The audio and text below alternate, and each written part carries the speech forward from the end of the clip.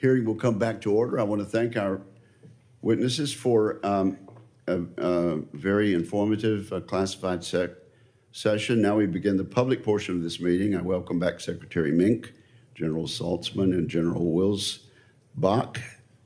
I thank them and their families for their service. The Department of the Air Force has requested $338.8 billion for the next fiscal year. The figure reflects the fact that deterrence is not free and that weakness invites aggression. At this point, I'm going to submit the rest of my opening statement for the record.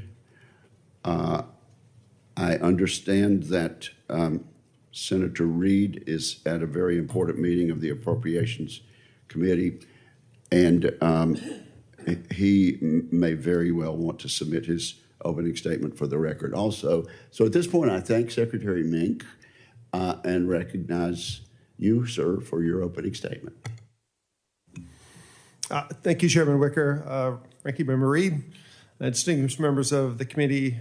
Thank you for the opportunity to come here today and talk through the 27 Department of the Air Force budget request. I'm proud to represent 680,000 airmen, guardian, and civilians of the Department of the Air Force, as well as their families and loved ones.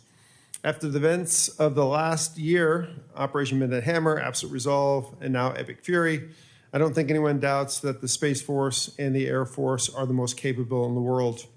But today, we're in the middle of a generational shift in how we employ air power and space power. Advances in autonomy, adaptive manufacturing, AI, microelectronics, and more give us unique opportunities to drive down cost and drive up effectiveness across the board. However, our adversaries recognize that opportunity every bit as much as we do. Those adversaries, particularly China, are modernizing at a very rapid pace.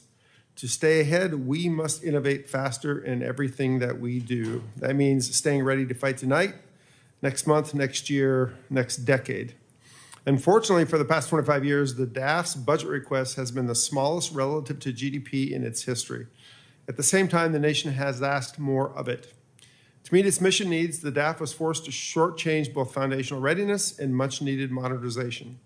The fiscal year 2027 President's budget breaks that pattern with a $338.8 billion request for the DAF and a 34% increase over last year. I'll start with our investment to win the fight tonight, foundational readiness. Boosting readiness requires increased and stable funding, particularly given the age of many of our platforms.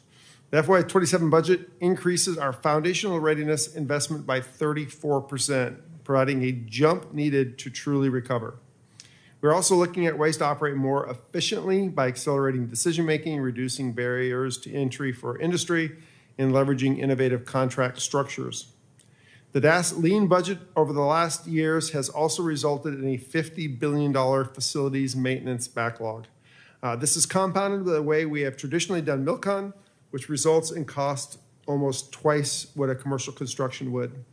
To reverse that, the 27 budget requests nearly double the investment in MILCON and facilities sustainment, restoration, and modernization, which we will couple with the new authorities we've gotten from Congress, thank you very much, such as progressive design build. Second, production, particularly of munitions. While we retain enough munitions worldwide to meet mission needs, we need strong factory lines to sustain and bolster our stockpiles. Therefore, this budget leverages existing commercial production capacity and takes full advantage of multi-year procurement for our most critical munitions. We expect 39,000 weapons to be delivered by FY33. We are also developing weapons almost as capable as our high-end munitions, but at a fraction of the cost and at a much higher production rate, which will enable that 39,000 delivery. I'll note that while the money in this request is essential, time is our most precious resource. And the department will focus on companies that can quickly scale production while still broadening the industry base to ensure competition in the future. That leads me to number 3, modernization. The DAF is currently engaged in the broadest program of modernization in its history.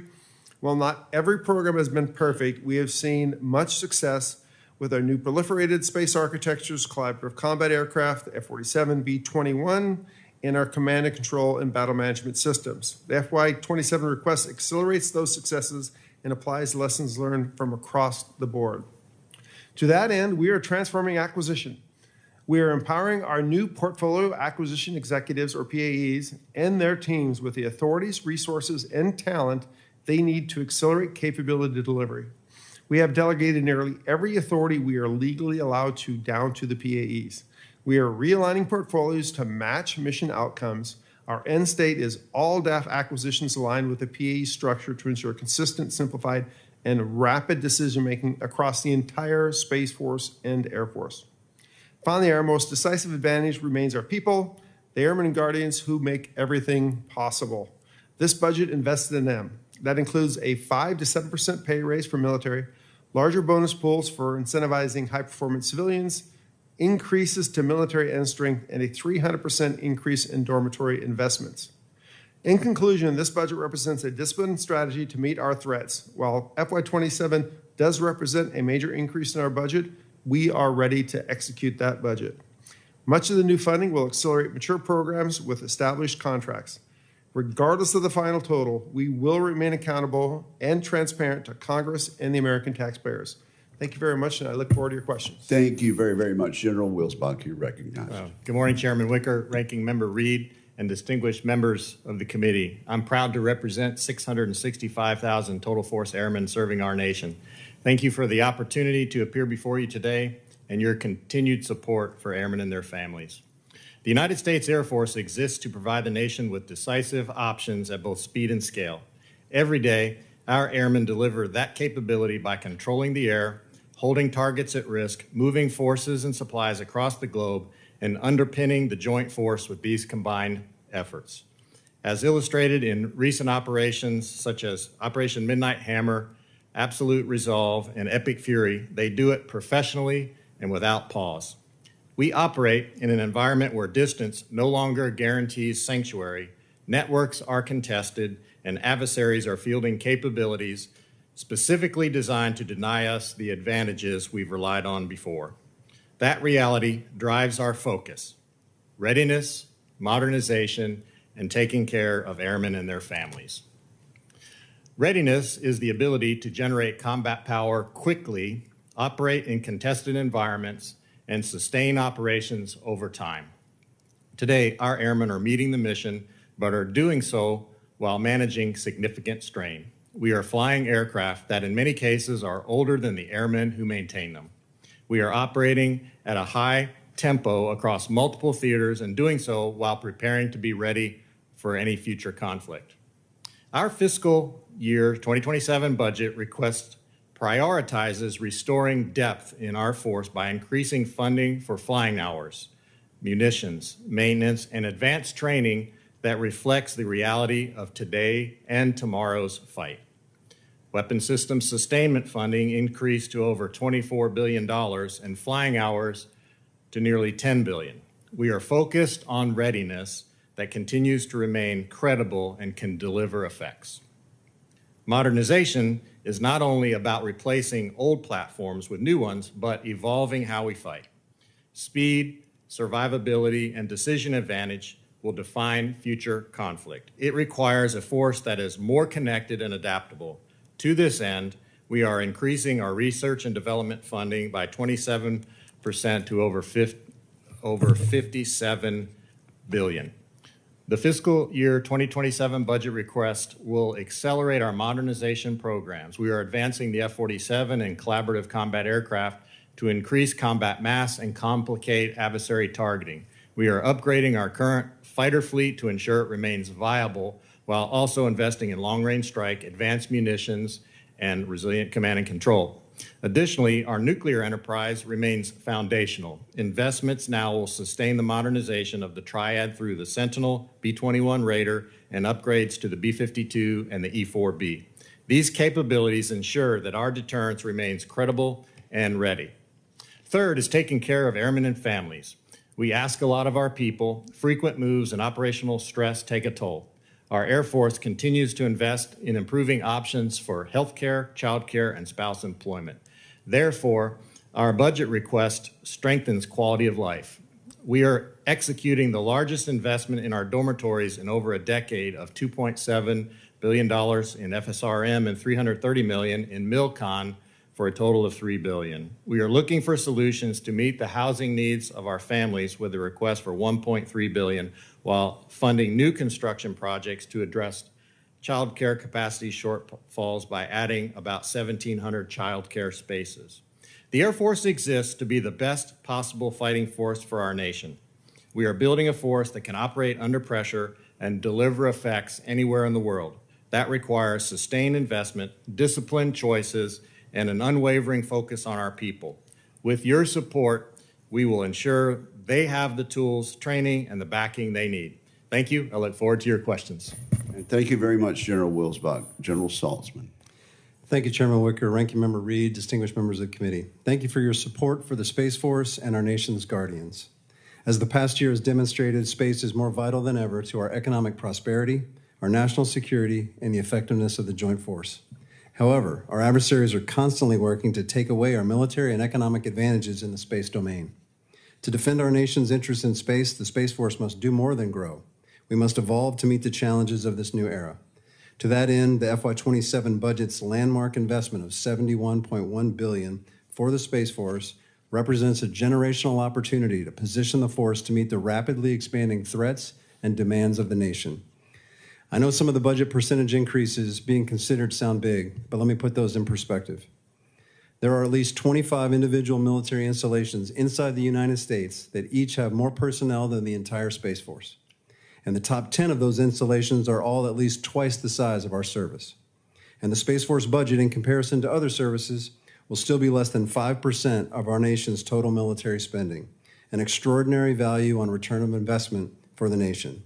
That investment is a critical down payment to meet the accelerating demands on the service. In 2025, the Space Force saw a drastic increase in mission requirements across space access, global mission operations, and space control. This trend shows no signs of slowing.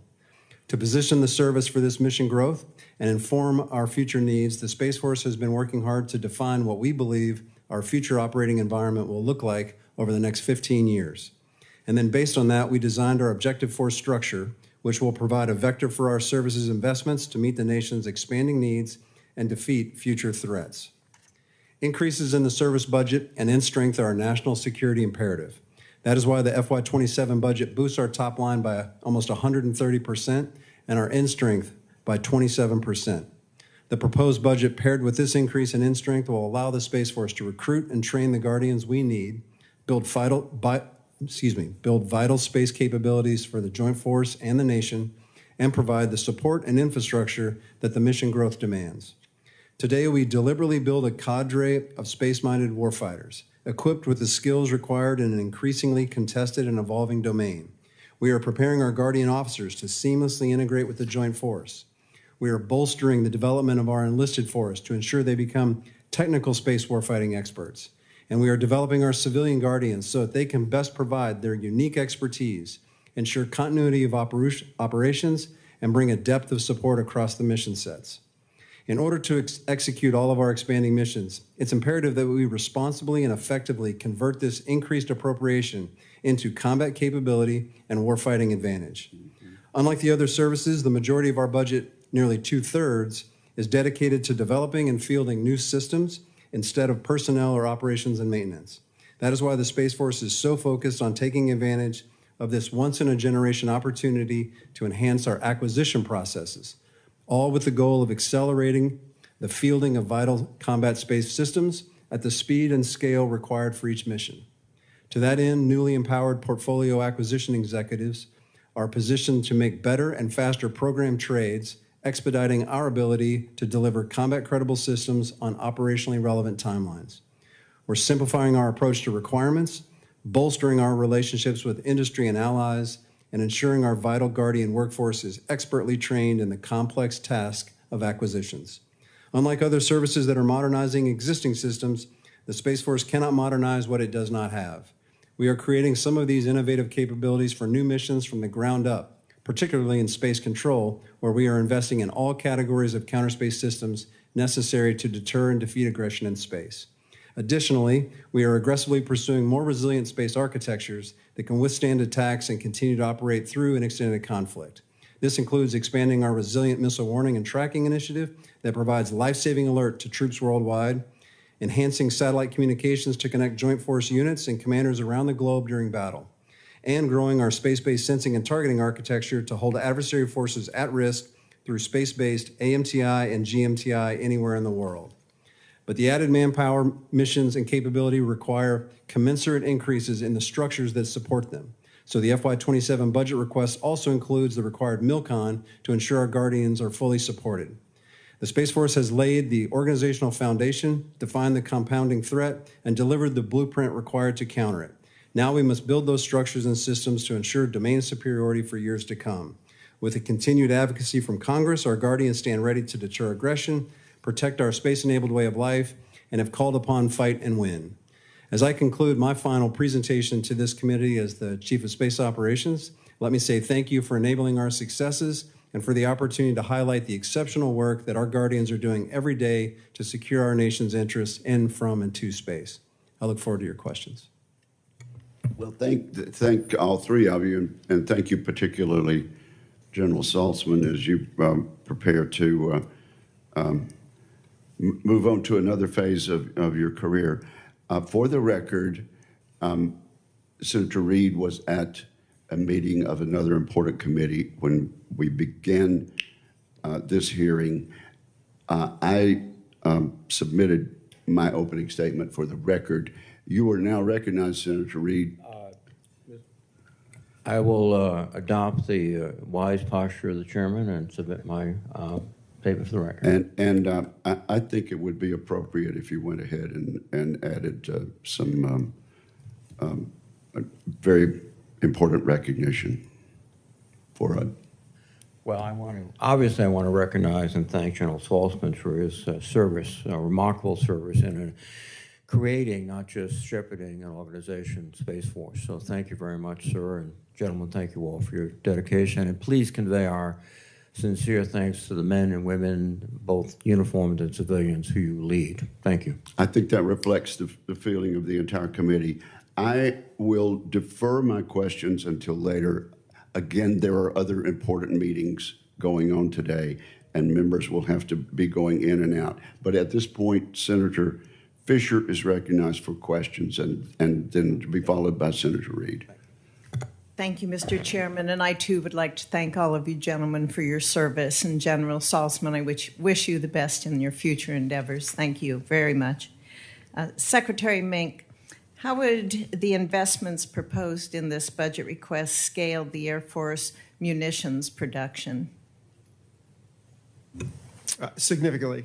I think by the end of the FYDP, it will, I think the total procurement is on the order of 39,000 weapon systems. And we're really taking two kind of paths here. There are a number of the weapon systems that we've had in production for years. We're scaling up those productions. But at the same time, we're looking at a whole family of much lower cost munitions that we can scale more rapidly and are, to be honest, more cost effective in the long run. The combination of those two is what this budget submission allows us to get after, kind of sustaining. What date will that be? You said by the end of the FYDP. Yeah, by the end of the FYDP, so it'd be 32, 33 timeframe, 39,000 weapons. It's a public hearing, and I just wanted to make sure. So yes, I apologize, Senator Fisher. Significant advancements in the number of weapons, which is critical for both the high-end and the low-end fight. Thank you. And General Wilsbach, how's the Air Force rapidly fielding emerging technologies such as the counter-drone systems that we're all very interested in order to protect our airmen? Yes, Senator, thank you. So over, this budget request has around just over $10 billion, and that's all of the department, not just the Air Force, but all the services for just this purpose. And this year, we're fielding additional systems at some key bases.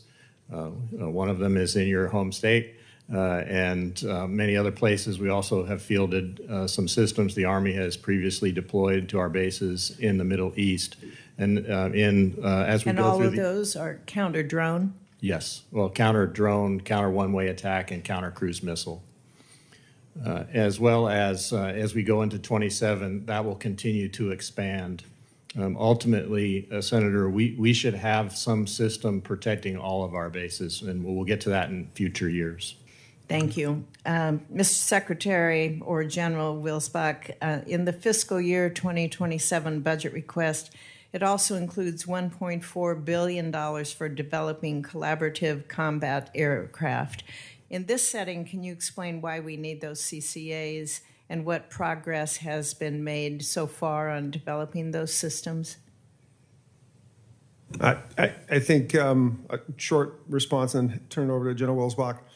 The CCAs represents an extremely cost-effective way to bring combat power into the fight. Essentially, they're very low-cost fighters that will operate collaboratively with our manned aircraft and deliver much more cost-effective capability. General Wilsbach. Yes, correct. I agree with the Secretary. And Senator, what this allows is additional mass in the target area, in the area of engagement that creates a number of more problems and dilemmas for your adversary and allows you to win. The first series of collaborative combat aircraft will be designed for air-to-air fight. In the future ones, we can decide what else capabilities they will have. Thus far, we have two vendors that are making aircraft for us. They both had multiple flights. The autonomous systems are working. We're learning from it and adjusting as we go. But we're very pleased with the progress. Good to hear. General Saltzman, the Space Force is requesting a significant increase in funding and in personnel for FY27. Can you explain to not just this committee but to the American people why that growth is required and how would the investments proposed better position Space Force to operate in this worsening threat environment that we face? Thank you, Senator. I appreciate that opportunity. I think it's pretty clear that space has become critical to our economy. It's been critical to our national security and certainly the Joint Forces' effectiveness. The new missions that have been given to the Space Force are going to require something on the order of about 40 new squadrons. That represents an increase of about 2,800 Guardians and another 2,000 civilians just to do the work of the new missions being added to address these threats and continue to provide the support to the Joint Force that we've had. The new systems alone are going to require 10 new program offices to do the acquisition work to bring those systems and deliver them to the field. So those growth in the new missions, in the squadrons that are required to operate those systems is what drives the manpower and the increase in budget for the systems. Thank you, and thank you again, General, for overseeing the vast accomplishments of the Space Force to date. Thank you. Thank you very much, Senator Fisher. Senator Reed. Thank you very much, Mr. Chairman. Mr. Secretary, the Air Force is requesting in total an increase in F-35 aircraft and F-15EX aircraft. The F-35 increase would go from 24 to 38, and the F-15EX from 18 to 24. However, all of the increase of 14 aircraft for the F-35 production is in the reconciliation request, not the budget. And on the other hand, all the 15EX increases are in the discretionary budget. That raises the question, what will you do if you do not have a successful reconciliation bill? Thank you, Senator. Yeah, the department looked at the as one integrated request. There was no prioritization done between reconciliation and base funding. Again, as we get more data on what the top line will end up being, there will have to be a discussion about how we prioritize. Everything we have in the budget is critical. We understand that we sometimes have to do prioritization, so we will continue to shoot for what we need to do the job. But if the budget's at a lower rate, we'll have to work on how we prioritize. Well, it's an interesting concept because usually that the Department of Defense comes to us with their priorities in place represented in the President's budget that is given to this committee, not a additional request in the Budget Committee for reconciliation funds. That is, I think, a bad practice to get into, and I think unfortunately, I think you're going to have to make some tough choices, and with respect to the number of aircraft and with respect to other issues. Let me just switch, and Mr. Secretary General Saltzman, the concept has been that all space assets are in the Space Force. That requires consolidation from other services as well as from the Air Force to the Space Force. Mr. Secretary, how are we doing in that consolidation? Let me put it that way. Well, I think we're doing well in the consolidation, and the discussion we just had on the end strength of the Space Force needing to grow is representative of that. As the missions continue to increase across the Space Force, they need the people to manage that. So I think it's going well, but there's going to be a significant growth in the Space Force to meet that demand. General Saltzman? Jim. I would just add that, which wasn't true 5 years ago, as of today, the U.S. Space Force operates 100% of our satellite communications for the military, 100% of our missile warning, space-based capabilities and ground-based, P&T. So we have consolidated, pulling the Space Development Agency out from under OSW proper into the Space Force is another consolidation effect. So we've taken to heart the fact that the Space Force needs to be accountable for all those programs, and we've done that consolidation. What do you consider to be still outstanding outside your scope that you have to bring in? I don't think there's any additional capabilities that currently exist in the other services or external. I think it's about, as all of our services grow and consider the importance of space, we're going to have to rightly put it in the right service given the missions that they're considering to be done from space. Thank you, sir. Mr. Secretary, we have been spending billions of dollars in the Persian Gulf, and we're still waiting for a supplemental to arise, which further complicates the budgetary situation. We're looking at the President's budget, reconciliation, and a supplemental. How soon will you need the supplemental funds so you avoid serious readiness problems and other constraints? So the administration is working through the process to address the spending in the Gulf. The department, as we do in every year, as we get closer to the end of the year, is working how we essentially manage the cash flow going to the end of the year, and we continue to do that, and we will manage it. Have you already, or let me General Wilsbach, what readiness issues have arisen given this unexpected or unplanned operations in the Gulf? Ranking Member Reed, I wouldn't say that we've had any arise because of Epic Fury. We already had them readiness issues because of underfunding, weapon system sustainment, flying hours, and parts. So they were established before Epic Fury started, and we have obviously supported our forces that are in the Middle East, and we've pushed parts and we've pushed people over there so that we could execute at the top level. Thank you very much. Thank you, Mr. Chairman. Thank you, Senator Reed. Senator Kramer.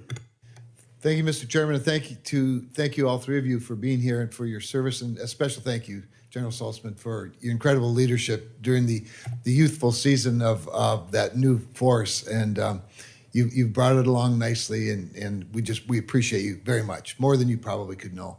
Mr. Secretary, you've talked a little bit, both you and General Wilsbach, about Sentinel. Maybe elaborate a little bit, because I think just not so many years ago, almost seems like months ago, the dramatic information and data that led to the Nunn-McCurdy seemed to almost doom it for some people, not necessarily for people up here, but just as dramatic has been the recovery, it seems to me, and having been out to Vandenberg with you, having been out to Hill and Promontory, spent a lot of time with General White. I think that was a stroke of genius to get him overseeing the entire modernization effort. Maybe give us a little bit of a picture of that recovery. I mean, even to the point where it looks like we might even be on track for accomplishing milestone B this year. Maybe give us a sense of how all that could be possible in this. So I think it's actually a good example of what we're trying to do with all the PAEs, the acquisition transformation across the entire department, where you put extremely talented leadership in charge, gave them the authorities to help manage the requirements. That was a big part of this, is working with the requirements community, which is quite broad in some of these programs, to get down to a set of requirements that are executable with the money and the timeline, making sure the program was funded well, and then working really collaborative with, this is the largest public works project since the last Minuteman program, or since the last ICBM program. So working with all the players that are involved in delivering that, and they made huge progress. We're looking at PDR of the program this year, weapon systems testing going on, the new modular approach to how we're going to build silos in the launch control facilities. Basically getting a good team and giving them the ability to work those requirements to accelerate and make it executable is what's done the job. And then we properly resourced it. I mentioned in my comments that because of the low budget flexibility we've had over the last really decades, there wasn't only readiness cuts made. Some of these big programs, we were probably pretty optimistic on the cost, and that got us into a hole. And so we're making sure we don't do that anymore. Well, since you bring that part of it up, and I appreciated those comments, what are the lessons that we've learned? And I'll just give you my sense of bias. Maybe we should think about maintaining, on a more regular basis, and modernizing systems rather than just do a new one every 50 or 60 years. It's amazing how much institutional knowledge you lose in 50 or 60 years. I mean, have we learned our lesson? I believe we have learned our lesson. We need to make sure we keep remembering those lessons as we go forward. But it's always a balance, right? Always has to be prioritization made within the programs. We spend a lot of taxpayer dollars. We need to make sure we're executing it as efficiently as possible. Well, let's document it well and memorialize it for future generations. As long as I have you talking about acquisition, I do still remain a little bit concerned about the lack of meaningful competition in the proliferated low Earth acquisition efforts. You and I have talked about that, but it's my understanding that the two most recent procurements, the AMTI and the Space Data Network, were technically competed. However, the timelines, the RFI were such that only one was able to really respond. Maybe help us better understand maybe two things: the need for speed and why that might be the case on the one hand, and on the other hand, what are we doing to ensure that we're investing in viable second and third source providers so that we don't end up in some sort of a monopolistic situation or vendor lock? So I think you kind of hit our strategy right there. There was a need for speed in some of these programs, and just the critical nature of some of these capabilities has drove us to push in what we can get into production right now, and we're driving that way. But on the other hand, as you mentioned, both with AMTI and many of the other programs, we are carrying multiple other vendors so that we can grow competition in the first place to make sure we have this continual competitive industry base going forward. But what I'd also say is that in many of the programs, and again, AMTI is an example, we have multiple contractors that are competing that will deliver and come up to speed in time. But SBI, Space-Based Interceptor, very broad field, and many of the other programs, we have a very broad field of competitors, both primes as well as some of the new start, new entrants vendors, and in many cases are performing very well. Sounds like you're balancing the message well. It's important, obviously, what we say and the kind of demand signals we send to industries. Thank you. Thank you very much, Senator Kramer. Senator King. Thank you very much, Mr. Chairman. I want to join my colleagues in congratulating you, General Saltzman, on your illustrious career and your years of service. I started out as a skeptic on this committee about the necessity of a Space Force, and you have largely made me a believer. I think what you're doing is incredibly important, and I think you've pursued it in a very thoughtful, systematic, and impressive way. I do want to note that I looked through the budget documents, and in both the Space Force and the Air Force, there's a category called mandatory spending. There's no such thing as mandatory spending except in areas where there is a legal obligation to expend the money. mandatory spending is a term of art in government budgeting, and it refers to principally Social Security and Medicare. There's nothing mandatory about part of your budget. It's being put in this budget as a part of reconciliation, which is a bypassing of the normal administration of appropriations in the Congress. It's an abdication of the Congress's appropriations responsibility, but it's also a usurpation of that. This so-called mandatory spending, which is almost 20% of the budget that's been proposed, General Saltzman, goes through no oversight process, no committee process, no appropriations process, is a purely partisan process, which is inconsistent with the way appropriations have been done here for time immemorial. And since I've been in this body, the majority has changed 4 times, and I would suggest to my colleagues that using appropriation reconciliation in this way is a very dangerous precedent. Now, having said that, different subject. Mr. Secretary, one of the things we've talked about in this committee very frequently is right to repair. And there's been a lot of talk this morning about readiness. One way to improve readiness is to be able to repair our aircraft on the fly, but on the ground without waiting for the manufacturer to send us a part. In my view, we should A, buy the IP for any platform that we buy, and B, we should have 3D printers in every hangar. I hope that this is an area that you will pursue with your procurement people, because, as you know, readiness in the Air Force is an issue. Depending upon the airframe, 50-60% readiness, sometimes higher, sometimes lower.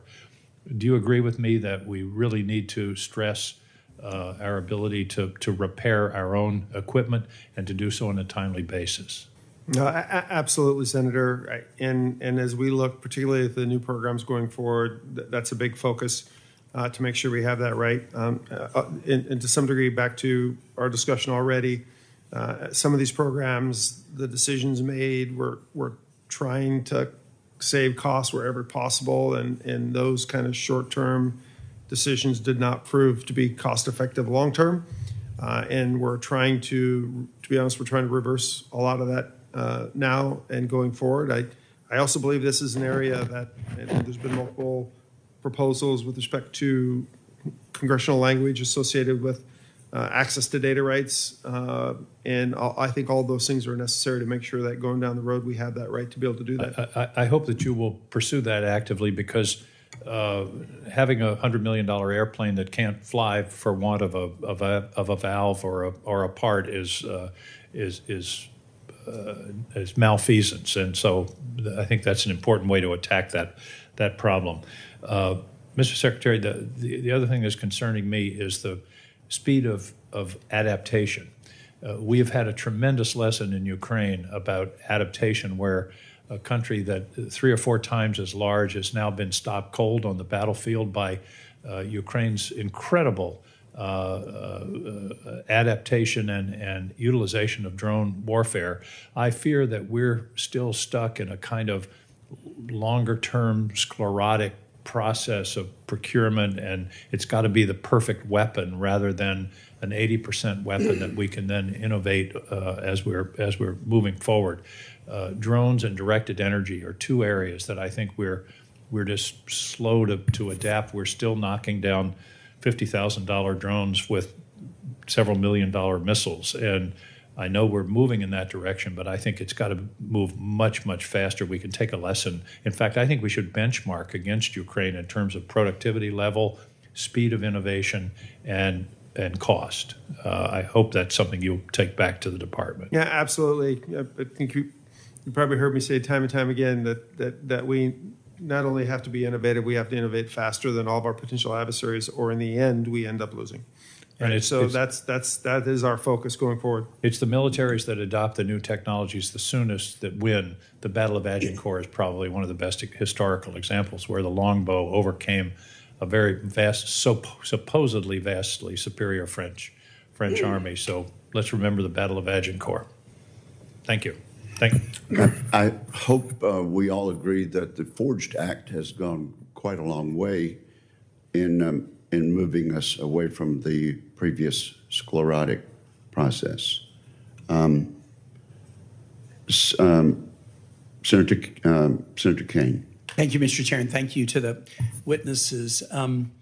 One of the costs of the Iran war has been in rising fuel prices. The estimate as of today is that American consumers have paid $40 billion more for fuel just because of the Iran war. The estimate is Memorial Day weekend, a time when people will drive to see family or drive to the beach, is going to cost about $3.5 billion more in fuel costs for Americans just over the coming weekend. And the estimate is that by the end of 2026, the American public will have paid $193 billion in excess fuel costs because of the Iran war, based on projections. In the preparation of the president's budget, I know the way it's done, the different units, for example, Air Force, Space Force, do budget submissions, and those work their way up through the chain of command and to the Office of Management and Budget. My understanding is the president's budget submitted to us did not include any costs that were costs related to the Iran war, because it had largely been prepared and submitted through this budgetary chain of command before the Iran war started. There is a portion of the Air Force budget that is a big portion, that's the purchase of aviation fuel. And I'm assuming that in the Air Force budget, the aviation fuel number was based upon a supposed or predicted price for fuel. Can you tell me, General or Secretary, what the budget price for aviation fuel is in the PB and what it actually is today? Because as we're grappling with writing this bill, we're going to have to take into account the new reality. On the commercial side, I've been reading that aviation fuel has increased by about 50%. But how about in terms of the president's budget for the Air Force for fuel purchases, and compare the budget to what the current number is, please?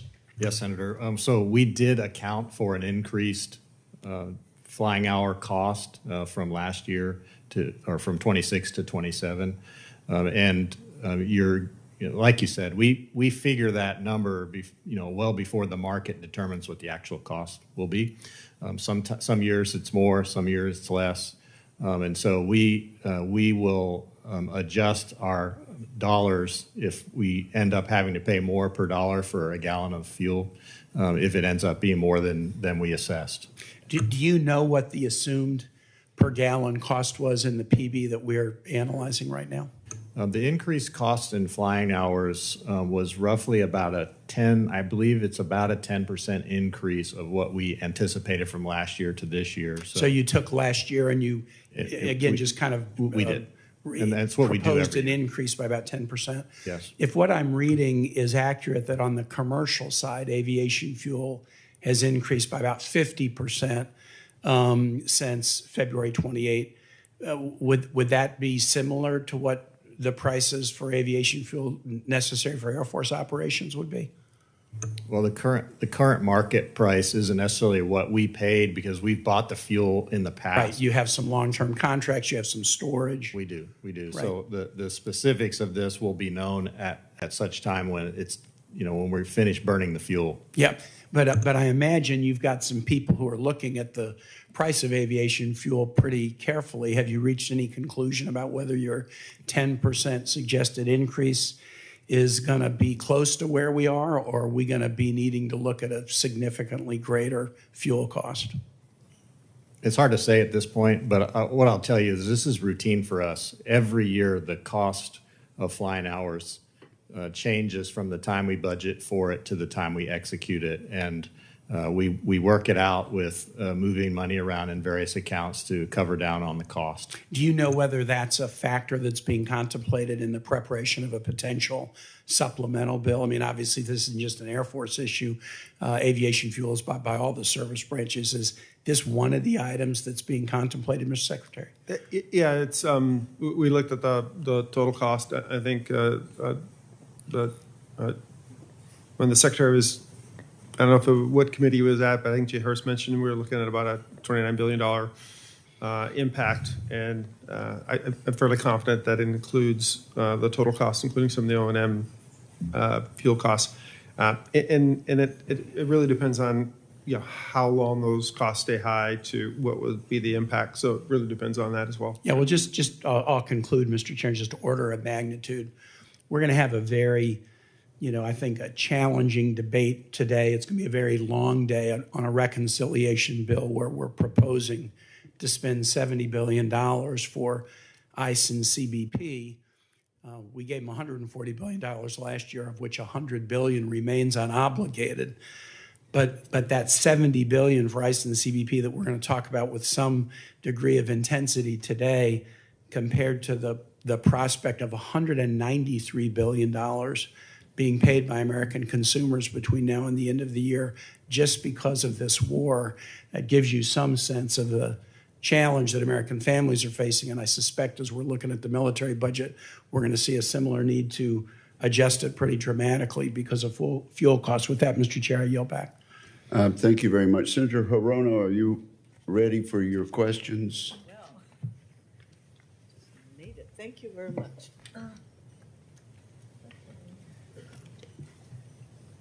General Saltzman. Thank you, Mr. Chairman. Thank you. The Space Force is planning to build up to 7 additional telescopes on Haleakala to support space domain awareness. Monitoring and tracking the increasing number of objects in orbit is critical to supporting the joint forces. However, Haleakala also holds cultural significance to the Native Hawaiian community, and I know you are currently reviewing public feedback for the final EIS, which is scheduled for publication this fall. And given the unique environment and cultural sensitivities of Haleakala, will you commit to continue to work with and in incorporating the concerns of local stakeholders to ensure transparency and community engagement as the Space Force prepares to make a final decision on this project? And I'm sure that you are aware that we are engaging in some pretty important leases, the Army, the Navy, et cetera. So what you're doing on Haleakala is part of all of that activity by our services, and it is really important to our community that their voices are heard. So I'd like your commitment that that will be happening. Yes, that is Senator. happening. Haleakala is a very important site for us. It's also, we understand the cultural significance to the community, and we take it very seriously, and we are committed to working with them as we move forward. Thank you. For Mr. Secretary, timely procurement of a capable airborne command and control and tracking capability is vital to our forces in the Indo-Pacific, especially as the remaining E-3 planes are phased out. And funding for a potential replacement, the E-7 Wedgetail, was originally not included in the Air Force's FY27 budget. But just last week, Secretary Hicks had reversed course and told the House he had just sent a budget amendment to OMB to restore the funding. And I'm not clear on how much the restored funding is, but Mr. Secretary, can you clarify where things stand regarding funding for the E-7? Yes, Senator, thanks. We have submitted a budget amendment. I do not believe it's on the Hill yet, but it's approximately $1.5 billion in 27, and then we'll work the out years as we do the 28 budget builds. And again, what was the driver is when it was never that the program wasn't important. It was that, and at the time we were looking at about an $890 billion top line, and at that top line, a number of important programs were cut. Including the E-7. We had to have the space-based AMTI. We wanted to have the E-7 capability, but under the budget constraints, it was cut. But now with more budget flexibility, we put it back in. I think it's important because that whole program has encountered a number of delays, as you probably know. General Wilsbach, funding for the Joint Base Pearl Harbor Hickam Airfield Development Plan remains a continuing concern of mine, and I raised the issue on Tuesday with Admiral Cottle, and received his commitment to ensure the Navy support for planned facility restoration. And I'm particularly concerned about the runway restoration and repair projects will be on schedule, not delayed. Given your background as a commander of Pacific Air Forces and your current role, I'd like you to briefly discuss the importance of these upgrades to the joint force in the Indo-Pacific and get your commitment to continuing to work closely with the Navy to ensure that these projects are completed on time and on budget. Mahalo, Senator. Thank you for the opportunity. I was actually just in Hawaii last week, and we actually went around and looked at the taxiways and the runway, and we had a discussion. Thank you for your continued support. Hickam Air Force Base is a power projection platform for the entire Pacific, for the Air Force, and really for the entire joint force. We use that as a spot to refuel, refit, to move cargo and people from the Pacific back to the States and vice versa. And so it's an incredibly important power projection platform for the nation. That agreement between the Air Force and the Navy, in my view, was about time, I would say. And so I wanted to just make sure that it continues. And this is certainly an issue that you brought to my attention. Thank you very much. Thank you, Mr. Chairman. Thank you, Senator Blumenthal. Thanks, Mr. Chairman.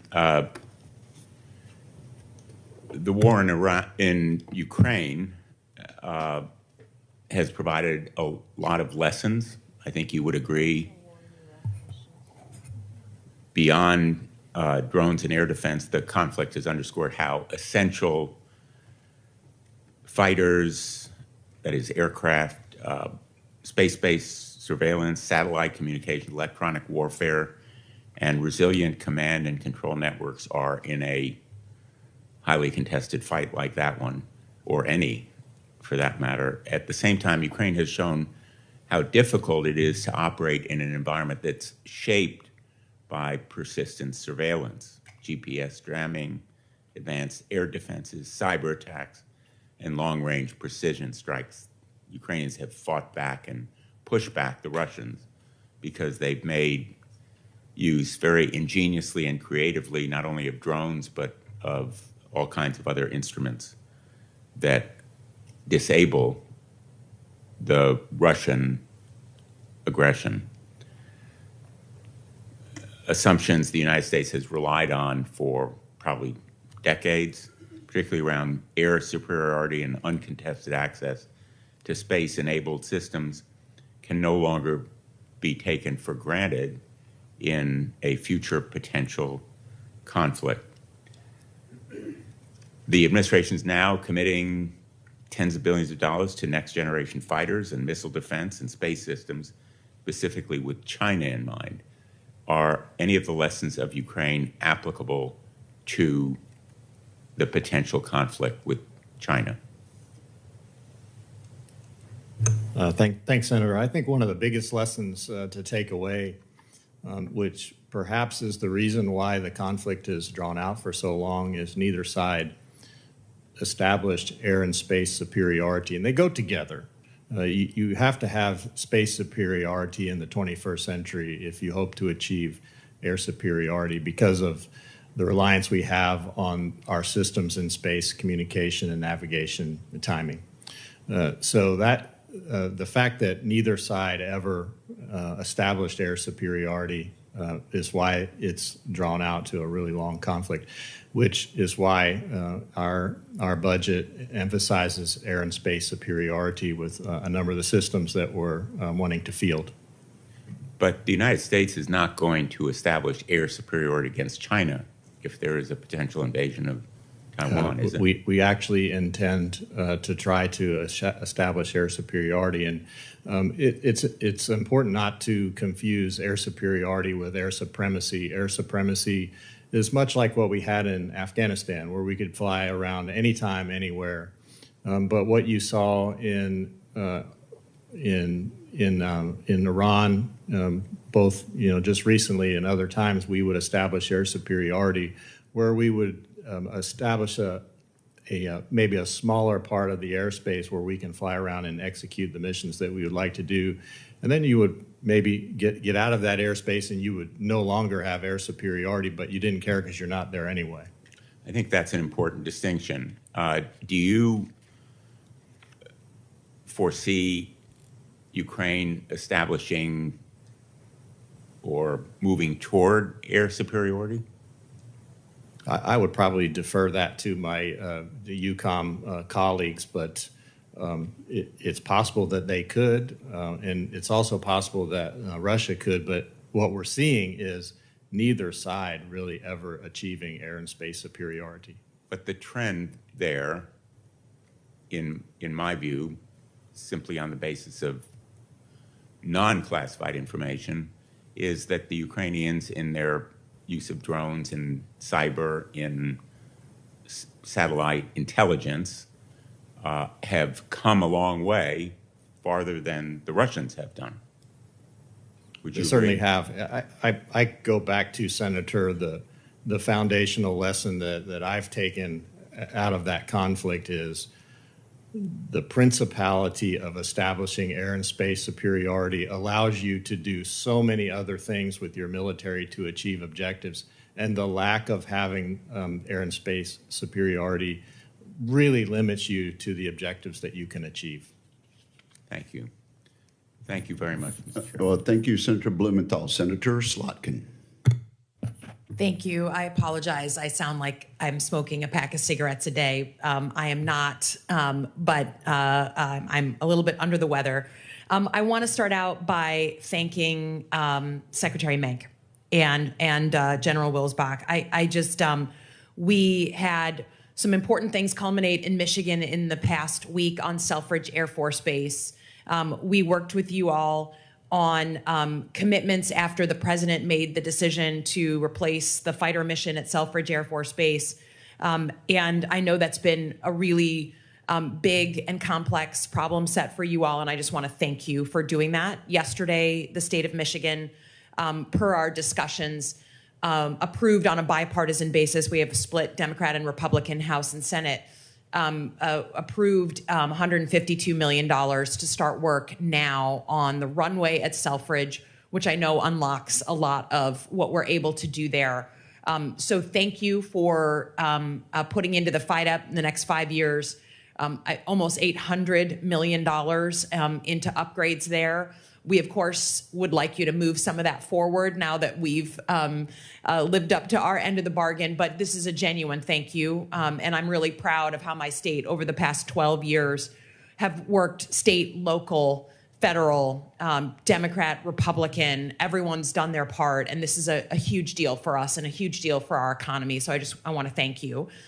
I also want to say you both should come to Michigan and see it in action. We'd love to have you come through one of our Gantt chart conversations to see the puts and takes, and we'll be sending you a formal invitation. I do also want to raise the issue, break, of PFAS in Oscoda, Michigan. This is PFAS contamination of a very pro-military community that lives near the closed Air Force base, Wordsmith's Air Force Base, that have been dealing for the better part of 20 plus years with contamination that came from that Air Force base. They have been through the ringer. And yesterday, we're told by Air Force officials that they're now further delaying the cleanup commitments they had made for another 5 years.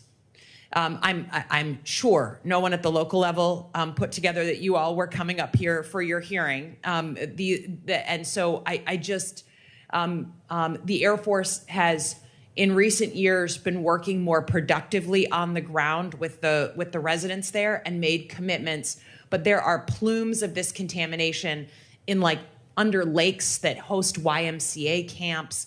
It's at risk of going into other lakes and into the Ausable River, things that are just fundamentally why people buy property and live up there. And so I have to ask again, this long precedes you, but I just ask you to think about what it's like to be a family in that community. Some of the residents there have the highest PFAS blood levels of anyone in the entire world. And they have been put off and put off and put off since 2010. We finally got to a decent commitment, and yesterday we're told it's another 5 years. So while I'm thrilled with what we've done on Selfridge and genuinely thank you, I have to ask that you pull in the troops, your people on the ground, and say, what are we doing to this community? Because the other thing that happened this week is the Trump administration on Monday notified that they are reverting and going back to old PFAS standards, changing the federal standards through the EPA. So if you're in this community, you're just feeling like whatever progress we made, 2 steps forward, we're now going to take about 10 steps back. So can I get some commitment that you'll just pull the folks together and try and understand why we'd have another 5-year delay after 20 years of waiting on the Air Force? So, Senator, thanks. Again, thank you for the support at Selfridge, and it's going to allow us to get the airplanes in there and leave them there. So I really appreciate that. On this side, we will continue to support. We doubled the PFAS investment in the FY27 budget submission to keep getting after these problems. I think we are making progress there. With a number of things, significant resources spent, and we're starting to do cleanup. I am still trying to get to the bottom of where that 5-year delay is coming from. I will figure out where that's coming from, and I will get back to you on it. But we are not changing our commitment. Yeah, we'll follow up. I hate to congratulate you in one breath and thank you in one breath and then ask, but you would be doing the same thing if you were in my position for people who have waited 20 years to drink their local water and swim in their local lake. I yield back. Senator, thank you very much, Senator Slotkin. Senator Warren. Thank you, Mr. Chairman. President Trump's war with Iran has raised prices across country and around the world, and this means higher prices for the Pentagon as well. Sometimes those price hikes will be a direct consequence of the war, like the rising cost of jet fuel, as Senator Kaine discussed this morning. But it also creates a big opportunity for defense contractors to sneak in extra price hikes to pad their profits with American taxpayers. The Air Force has experienced this price gouging firsthand. The Department of Defense's Inspector General found that Boeing charged the Air Force more than a fair and reasonable price for 1 out of every 4 spare parts that the Air Force bought, including charging 80 times more than the commercially available cost for a plain old soap dispenser. And for anyone who wants to do the math on that, that's, for example, a $10 soap dispenser that now costs $800 when the Air Force buys it. Now, the IG recommended requiring Boeing and other contractors to notify the Air Force of any price increases above 25%.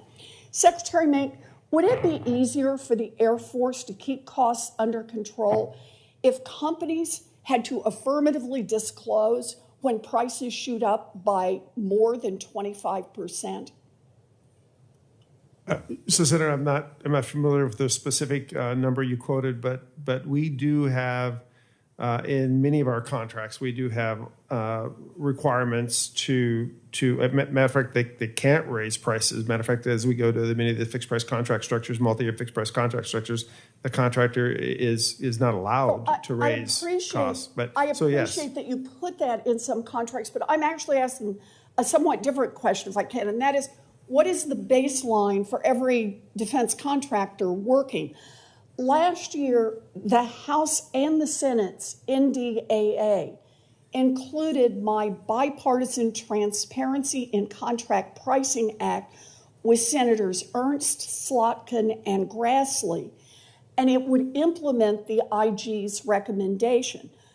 Unfortunately, it was removed in conference, and the reason I'm asking you about this and asking you for support is we want to try to get this across the finish line, and I'd just like your help on that. Well, Senator, I'll take a look at that, and I will definitely get back to you if we have any suggestions there. But I will.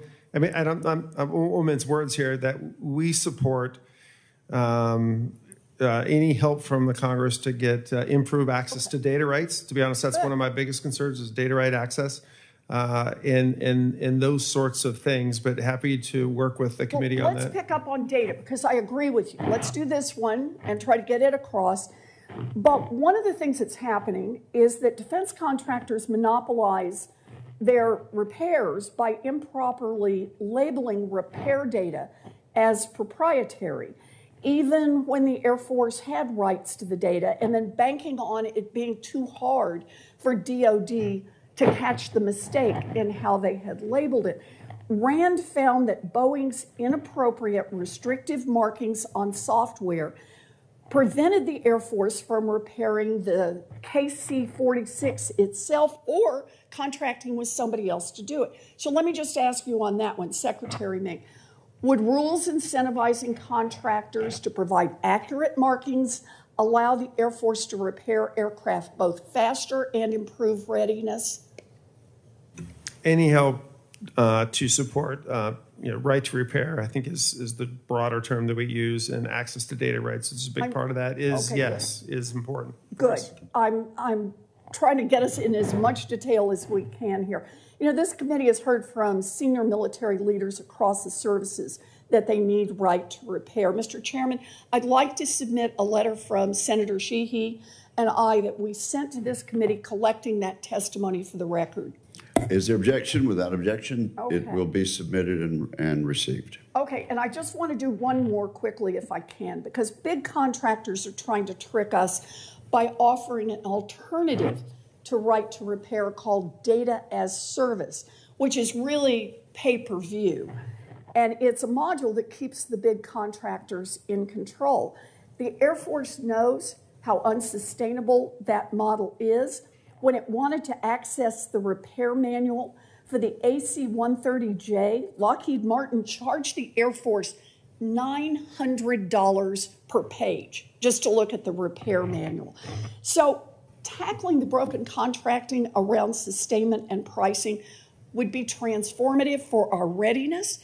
The GAO has found that obtaining needed technical data could save billions of dollars just for ship sustainment. Extending that to the Air Force's programs could be huge. The Air Force has already found that making its own C5 pressure door handle could cut costs for that by 95%. So I look forward to working with the chairman and the ranking member to try to get more of this into our NDAA and all the way through and signed into law. Thank you, Mr. Chairman. Well, thank you. Thank you much, Senator Warren. And you were able to talk long enough to allow Senator Rosen to arrive, and she is now recognized. Thank you, Chairman Wicker, Ranking Member Reed, for holding this hearing. Thank you to our witnesses today and for serving our country. Appreciate you. And so, Secretary Meink, I want to talk about presumption of exposure parity. As we discussed last year, service members who served at locations that other U.S. government agencies has deemed contaminated, like the Department of Energy considers portions of the Nevada Test and Training Range to be, should have the same presumption of radiation exposure as DOE employees who served alongside them. They're just asking for parity. But because DOD does not consider places like the Tonopah Test Range to be a location where contamination occurred, as DOE does, and because the service records of those stations there are data masked, these veterans can't prove to the VA that they ever served there. This is a problem that DOD has the power. You have the power to solve this. So, Secretary Meink, recognizing that this is a DOD-wide problem, not singular to the Air Force, I have several questions. What progress has the department made to identify service members who served within the NITR at DOE-covered facilities, locations which DOE considers contaminating, and will you commit to providing the VA with adequate documentation of these veteran services? Yeah, Senator, thanks for the question. It's protecting the health, both on active duty and retired, of our service members is critically important, and we do continue to work that. The general focus has been trying to get to the data, uncover all the data, and then provide dose ratings and those sorts of things to the VA so that the VA can make an assessment on how Are you to working provide. on this? Can you commit to a completion date? Yes, we are, and we've made some progress on that, but it's something we need to continue to Will work you on. come to talk to us about when your completion date will be? Because I have veterans who are waiting on this very thing in order to get the care that they desperately need. They were injured in their service and they need some help. I also want to ask you a question. If you'll commit to classifying the knitter as a location where contamination occurred, that puts the DOD in parity with the DOE. It is not right that one agency says contaminated, so civilian employees are covered and our veterans are not. Senator, we will continue to work on this issue, and how long? I don't know if I actually have the authority to designate the entire thing, but so how long? So you said you're continuing to work on it. You don't even know if you have the authority. Let me tell you, you need to come talk to us, because how long? This has been going on since tests have started in the 1950s. So, Senator, maybe be very clear. We do have the authority to work through and make sure that we've uncovered the data so that we can provide it to the VA so that we can get the proper care for those. Declaring all of the test range not all of is something that the authority I'm not sure I have. I appreciate if you come to speak with my office and we can get into this in more detail. I also want to ask you about the C-130J basing. As we've discussed, the Nevada Air National Guard's 157 Airlift Wing in Reno flies the dangerous Modular Airborne Firefighting System, the MAFS. They fly it with the legacy C-130Hs. As the only MAFS unit still flying H models, the only one, upgrading to C-130Js would provide increased power and cargo capacity for fire retardant, which equals increased flight safety and firefighting capability. In fact, during the summer, C-130H is fully loaded with fire retardant, can't even take off from Reno with a full tank of fuel due to heat and elevation. The high rollers have maintained a greater than 95% mission-ready rate in spite of maintaining an aging fleet with a dwindling supply chain. So it is no surprise that the 192nd Expeditionary Airlift Squadron was tasked and able to deploy across the Atlantic 72 hours after receiving orders in support of Operation Epic Fury, and then again picked up on 72 hours notice to move into a completely different AOR and mission set at the drop of a hat. On behalf of all Nevadans, I want to thank them for answering our nation's call, and I pray for their safety. But Secretary Meink, given all of this, and with another basing decision to be made after Congress appropriated another 8 C-130Js in recent years, can I have your commitment that the 157th Airlift Wing will finally receive the C-130Js they need and deserve to complete their mission? Senator, commit to working through the strategic basing process to allocate those airplanes as we go through the criteria. I would say, though, Senator, I want to tell you, we have worked on that strategic basing. I've seen the spreadsheets. There were 4 places. They got them allocated. There were 4 more. We were first on the list, and then we were dropped down to the last one. We have completed everything. There's nothing more to work through. It was a different decision. Please come again to our office, and we can show you how we have met every criteria over the last so many years. Thank you. Thank you, Mr. Happy to do Chairman. so, Senator. I do just want to reinforce the fact that they do great work. There's no question about that. Oh, we're so proud of them. They're amazing. So are we. But the H models, that's a very capable platform. You're right. It's it doesn't have the exact performance of the J model, but those platforms have a lot of life left in them. So we take all those things into consideration when we do. Well, we will have a discussion in my office about we were first on the remaining 4 bases that were supposed to get them, and when we got moved to the last. So that's a different discussion. I see people are waiting. Thank you, Mr. Chairman. Thank you, Happy to do so. Thank you, Senator Rosen. Senator Sullivan.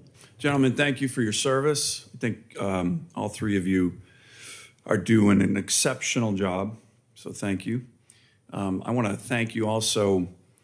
You made the decision to get the 4 KC-135s to Eielson. Every other chief of staff of the Air Force and the Secretary of the Air Force committed to me to doing that for 10 years, by the way, and you are the 2 who did it. So thank you. Can you explain why that is so important, not just for Eielson, but for the national security of America on the KC-135s.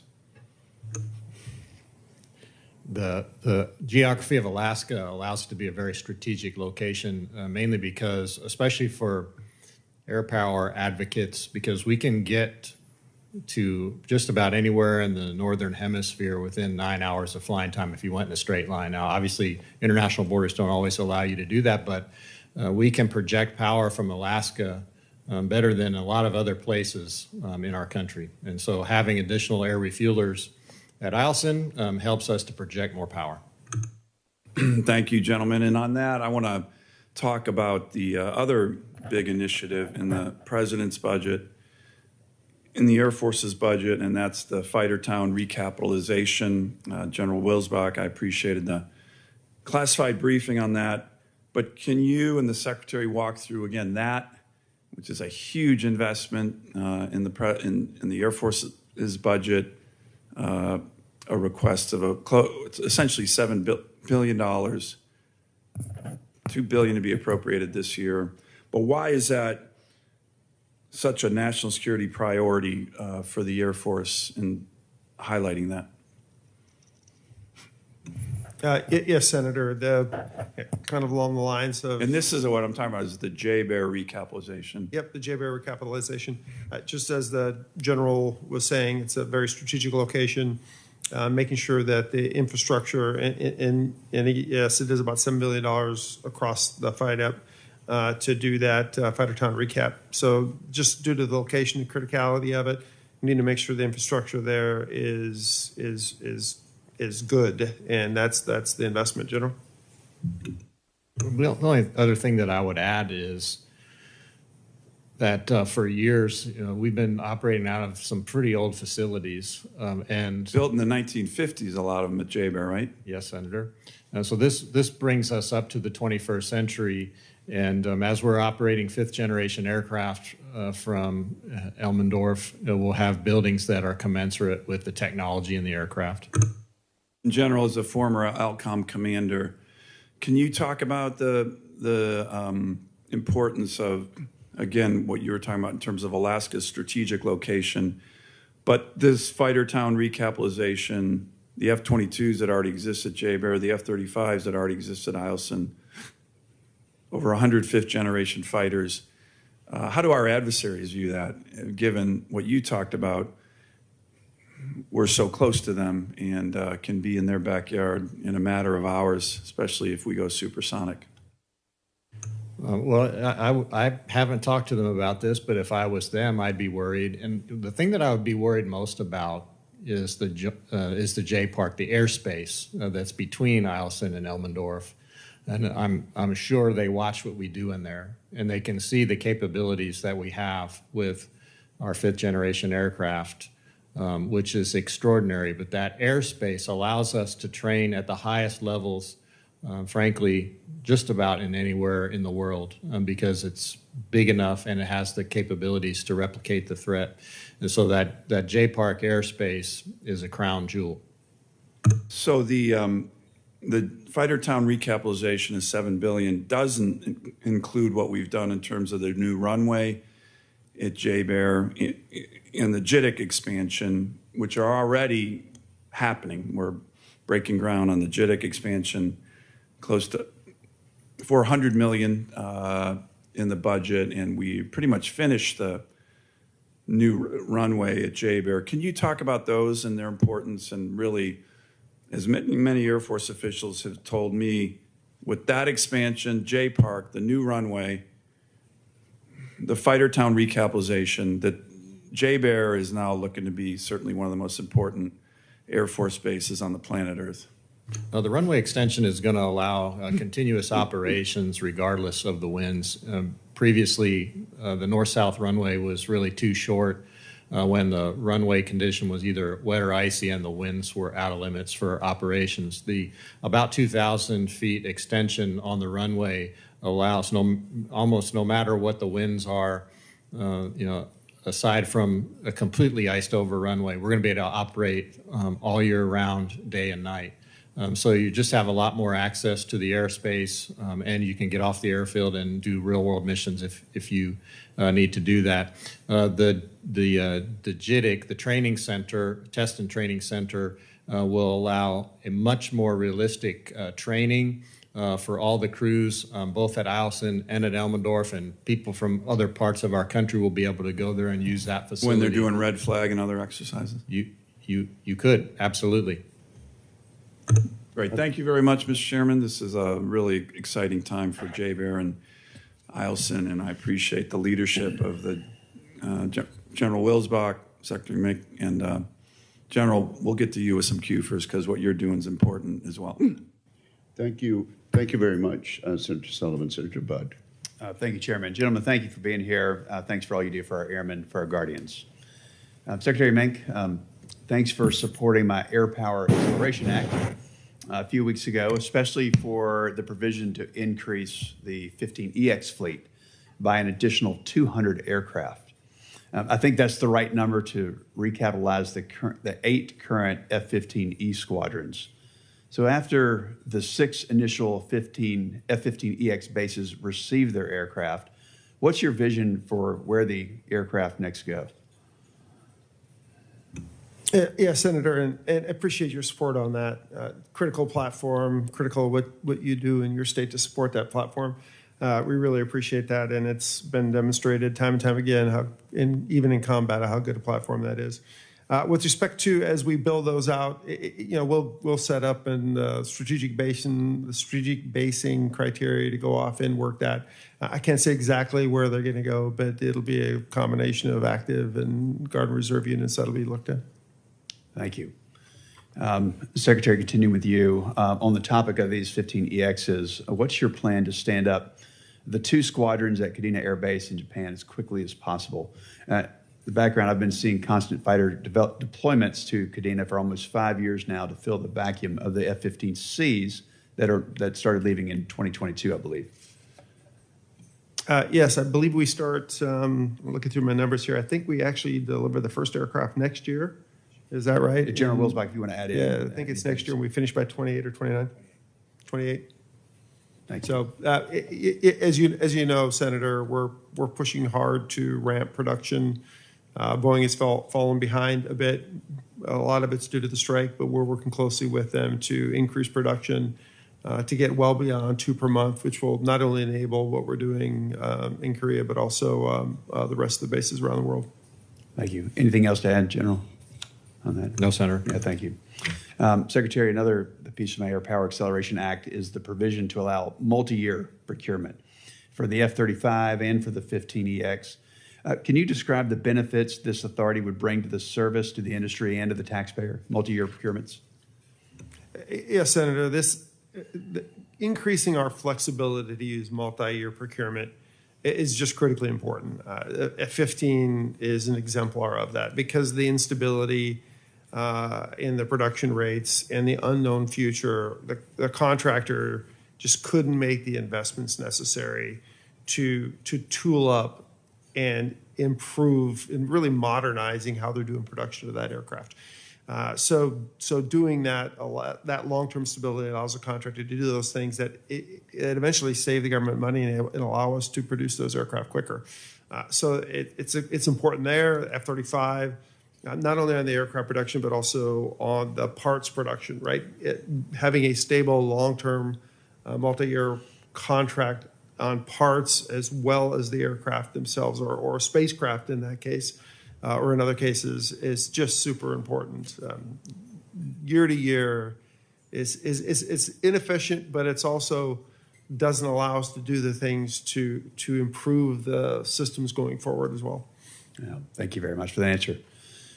General Wilsbach, on pilot retention, I helped introduce the Retain Act with Senator Shaheen, and a lot of my colleagues on this committee joined me. So this bill aims to boost pilot retention through monetary and non-monetary incentives. Can you talk a little bit about what the Air Force is specifically doing to help better pilot retention? Yes, Senator. So I would say we have a trifecta approach. The most important one, I believe, is pilots want to fly.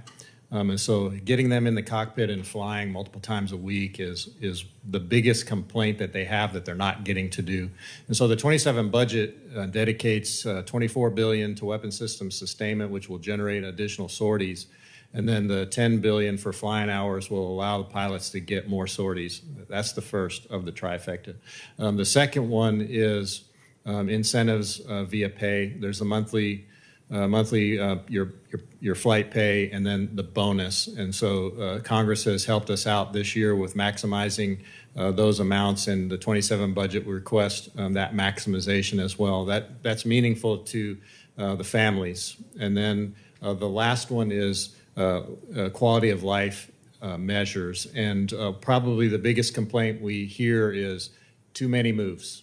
And so we've instituted a number of programs where pilots can choose to stay at locations for longer periods of time and reduce the number of moves, and that provides stability for their families. So those three features are things we believe are going to help us with retention. Very helpful. Thank you all, Chairman. Thank you very much. Senator Peters, you are recognized. Thank you, Mr. Chairman. And thank you, gentlemen, for being here, testifying here today, and certainly appreciated the opportunity in our closed session prior to this open session to talk about a number of important issues. Secretary Meink, as you know, in April 2025, President Trump visited Selfridge Air National Guard Base in Michigan and announced that Selfridge would be receiving 21 F-15EXs in addition to the previously announced KC-46s. In preparation for these aircraft, the Air Force requested the state of Michigan to fund Selfridge runway encroachment project. And as you know, and you heard today and have heard before today as well, that this project is critical to ensure on-time military construction, and the Michigan legislature actually passed that funding and signed into law, so accomplishing a check mark on a critical piece of all of that. This was following months of advocacy from folks at the state, local, and federal level. And now with the state delivering on the funding, I think it's imperative that we move forward as quickly as possible. When we met last month, General Wilsbach, or when we met with General Wilsbach, you shared that successful completion of all necessary military construction project, including the state's vital contribution, will make, and I like this phrase, you said it'll make it the finest guard base in the country, quote. So I'm going to quote you often on that, because that is wonderful. So my question for you, sir, is do you have a commitment to work to actually accelerate as much as possible Selfridge military construction projects? We want to make sure not only does it live up to the finest base in the country, but understand, and I've been around long enough, know until shovels get in the ground and things starts moving, that things could occur at some point that will slow that down. And if we slow that down, that could potentially impact actually bedding down those aircraft in a timely fashion. I would certainly love to work with you to see if there are ways that we can accelerate the timeline that you have put out. Again, appreciate your commitment. We've had amazing conversations about this. I know you're fully committed. But I also believe that any kind of acceleration ensures for sure that this actually gets accomplished. Just love to have your thoughts on that, and hopefully a commitment to try to figure that out. Yeah, sure, Senator. And I didn't write it down. I think I may have said the most capable guard base. I don't know if I said the finest. I may have said you said the finest? Yeah. The general did, and I love his words. I really do. No question with 21 F-15s and as well as the tankers, it's going to be a very, very capable guard base, as many of our guard bases are. So again, thank you for the work. As we discussed many times, the key to the state's investment was to get the runway done in time for the F-15s to show up, so that we actually wouldn't have to move them until the runway was fixed and then come back. So that dramatically simplifies and lowers the risk of being able to keep the aircraft there once they show up. So again, thank you very much. Really, really appreciate that. And I'm sure as you're also tracking, there's about $800 to $900 million of additional MILCOM that has to occur there, not just for the 15s, but for the KC-46s as well. So we are looking now at, with the flexibility now that the state has approved the funding, looking now at what options do we have to pull things back and potentially with some funding flexibility that gives us. So we're working on that, and we'll get back to you on that. No, I appreciate that, and appreciate your efforts on that, and look forward to getting that completed. I've also been working with the Air Force for years to address the PFAS contamination, particularly at Ward Smith Air Force Base in Oscoda.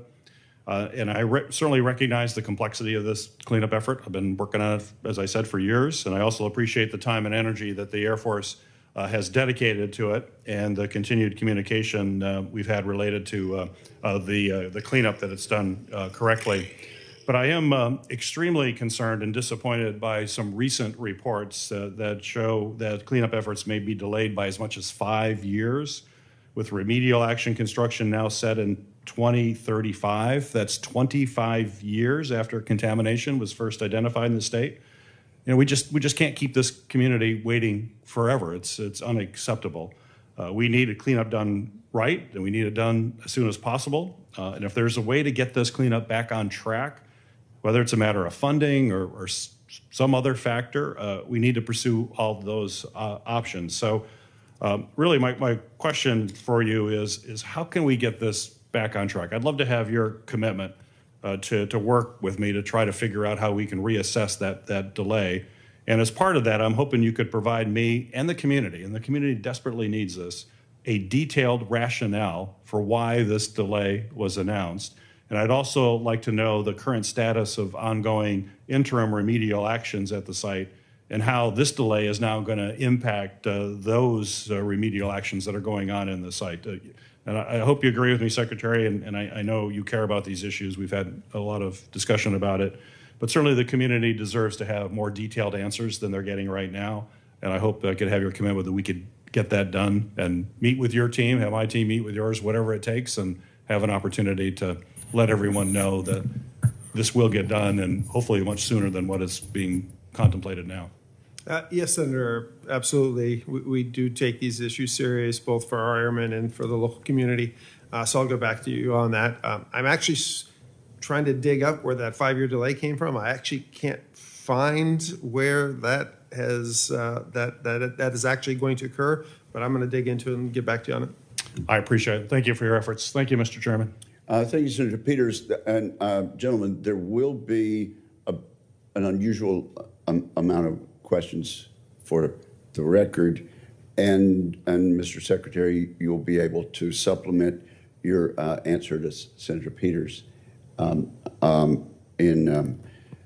your follow-up answers to the record. We're almost through, but General Saltzman, this may be the last question you ever answered before this committee, and I want to give you an opportunity. You pointed out this is a lot of money that we're asking for. Every bit of it is justified. It's a 124% increase in the budget, alongside a 27% increase in strength. And you're going to be standing up a lot of very essential things on something that is relatively new. Assure us and assure the taxpayers and the public that we will be able to absorb this amount and actually put it to work and put these capabilities in place in short order. Well, thank you very much, Senator, for the opportunity to say that. It is a historic increase, 124% in 1 year. Mostly obviously attributed to the 12 or 15 new systems we're bringing on, the number of people we're going to have to bring on to operate those systems, the program offices to do the acquisition work, the MILCON that's necessary to build out the resiliency. We're taking some constellations that were 4 or 5 satellites and turning them into constellations of 300 and plus satellites. This is not inconsequential investment. But what I can tell you is we've done the design work. The architecture is in place. The contract vehicles are in place. I'm looking at my numbers here. About 90% of the budget requests are already on existing programs. Only 7.6% will require new starts, for example. So we believe we have the structure in place, the contract vehicles in place, The design work has been complete, and now we can simply add the resources, attract the new personnel, train them, and spend the money that's being allocated to the Space Force. Thank you very much, and Godspeed to you. Senator Reed, do you have further questions? No, sir. Just again to thank everyone here, and congratulations. Well done, General Saltzman. Thank you. This concludes the open portion of today's hearing. I want to thank our witnesses, and for the information of members, questions for the record will be due to the committee within 2 business days of the conclusion of the hearing. And with that, we are adjourned.